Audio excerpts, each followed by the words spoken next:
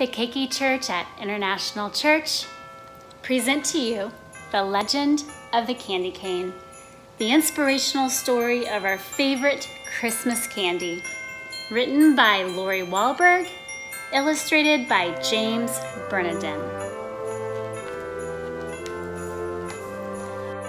One dreary evening in the depths of November, a stranger rode into town. He stopped his horse in front of a lonely storefront. The windows were boarded shut and the door was locked fast.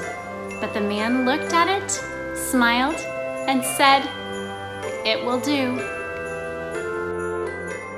The man worked. The town could hear his hammer and saw. They could smell no lumber and no paint, but no one knew who the man was or what he was doing. The mayor hoped he was a doctor. The young wives hoped he was a tailor. The farmers hoped he was a trader, but the children had the strongest wish of all.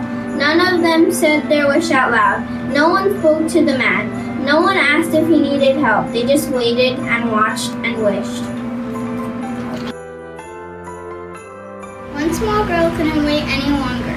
"Hello," she said. "My name is Lucy. Do you need some help?" The man opened the door, and she went inside. There was a long counter, bare shelves, and dozens of barrels and crates. "Could you help me unpack?" the man asked. She stepped inside and saw a crate. "Please open it," the man said. Lucy pulled out something special, wrapped in tissue. She carefully opened it. It was a glass jar. Lucy looked at the man with a puzzled look. "Go on," the man said with a nod.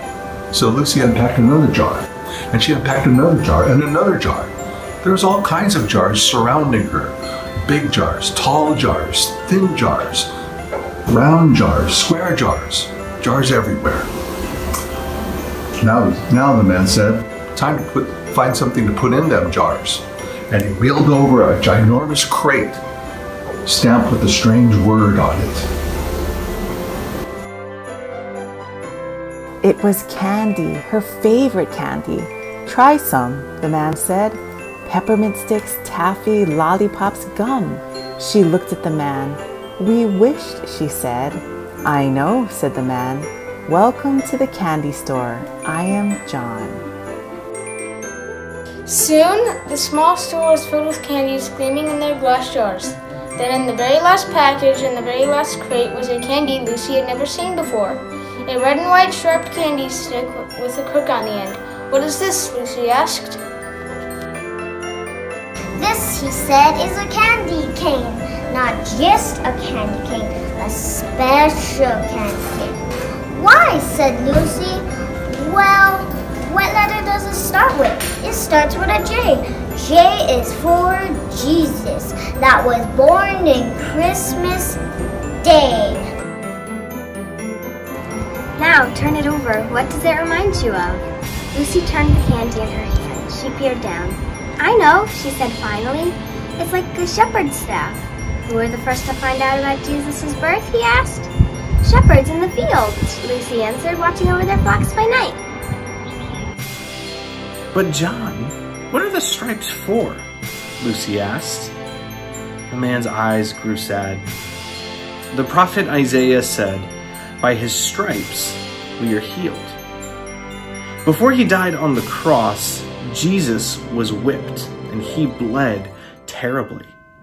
The red stripes remind us of Jesus' suffering and his blood. But then the candy is also white as well.